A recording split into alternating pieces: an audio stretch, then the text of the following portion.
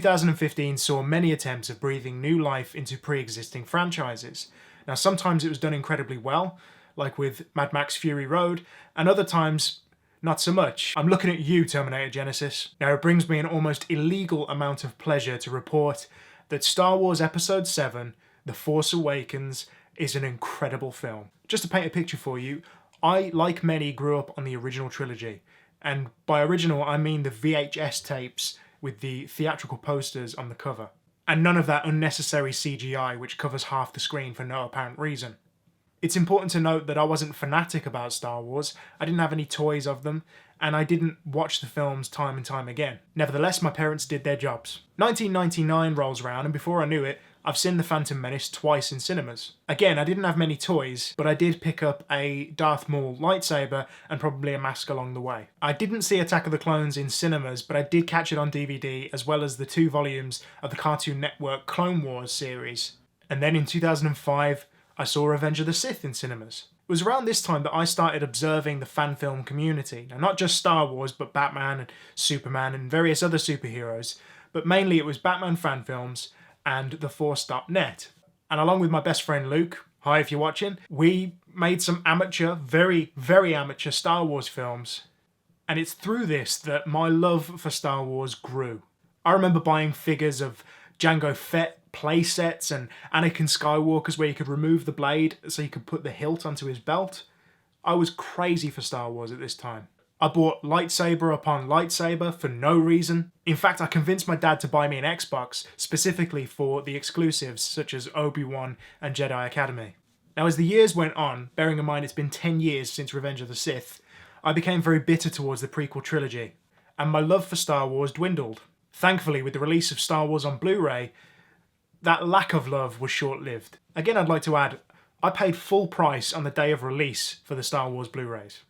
Now, regardless of the further tampering by George Lucas, the Blu-rays are still the best way to see these films, in my opinion. And I know that the despecialized editions exist, but still, in terms of official releases, it's the best quality and the best way to see these films. Regardless of the changes, they still don't diminish your enjoyment of those films. Now, it goes without saying that after Disney's acquisition of Star Wars and the announcement of another trilogy, I was very excited. JJ seems to be really holding back in this film, using a vast amount of wide shots to really deliver the scale and scope of this adventure and the world that it takes place in. Now, I'll briefly talk about the plot. We first meet Poe Dameron, played by Oscar Isaac, which, by the way, if you haven't seen Inside Llewyn Davis, change that. Now, Poe Dameron is the best damn pilot in the galaxy. And through a series of events, he meets up with Finn, who is a stormtrooper from the First Order. They head off to Jakku, and Finn meets up with Rey, who's a scavenger played by Daisy Ridley. And again, through a series of events, Rey is accompanied by BB-8, who is an all-practical and incredibly adorable addition to the droid family. Finn, Rey, and BB-8 are swept up in a huge adventure, and as soon as they, again through a series of events, meet Han and Chewie, they really take off. Now, of course, the key players Han, Chewie, Leia, now General Organa, and Luke are back. In fact, Luke is integral to the plot, but to say any more than that would ruin the surprise. Now, in terms of the characters, John Boyega as Finn and Daisy Ridley as Rey are brilliant. They have such great chemistry. John Boyega in particular is an incredibly enthusiastic and charismatic actor, evidently in this film, and his character is very likeable, almost instantly likeable. As I mentioned, Poe Dameron, played by Oscar Isaac, is also brilliant. Now onto the villains. Adam Driver as Kylo fucking Ren. This guy is motivated, he's ruthless, he's scary, and damaged. Not to give anything away, but Adam Driver plays him like a petulant child at times, and it's this untethered nature that makes him all the more terrifying. Domhnall Gleeson plays General Hux, who, although doesn't do anything remarkable, is playing the role with such sincerity that you can't help but pay attention to it. My negatives of the film start with Captain Phasma and Supreme Leader Snoke. Both characters are shortchanged, and although we are going to see them again, it was a little disappointing.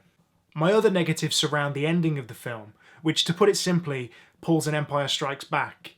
It doesn't bother me because I understand that there's another 2 movies coming, but for newcomers or non-fans of the franchise, there might be a lack of closure that will be a bit unsettling for an audience. I'll briefly mention John Williams' beautiful score. It is back in full force, no pun intended, and the sensible reliance of real practical locations and creatures makes this film feel just like another Star Wars. Now that's the biggest compliment I can give this film. It feels just like the original trilogy in the best possible way.